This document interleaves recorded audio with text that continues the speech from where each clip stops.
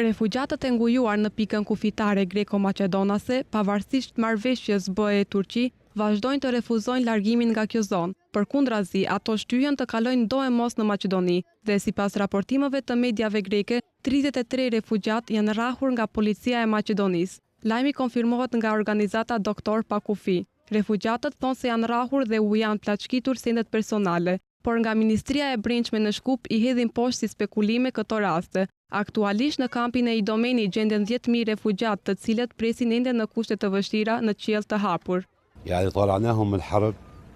Më djeg zemra për nipërit e mi.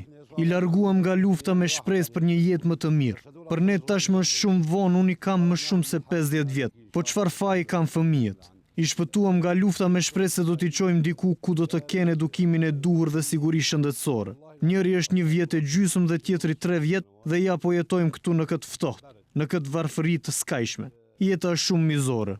Qeveria greke u ka bërë apel emigrantëve që të paraqiten në qendrat e regjistrimit ku u sigurohet kujdes dhe strehimi i nevojshëm, por refugjatët janë të vendosur të qëndrojnë në pikën kufitare dhe përkundër faktit se rruga ballkanike nuk ka gjasa të hapet.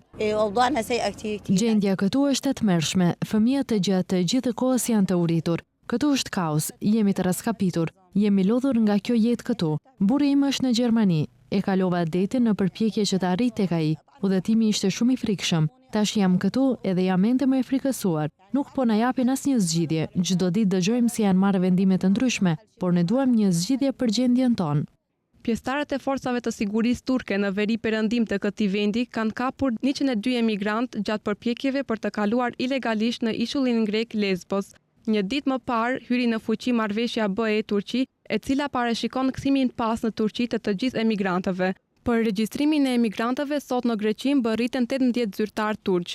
Të dhënat flasin se në Greqi aktualisht janë të bllokuar rreth 50.000 refugjat.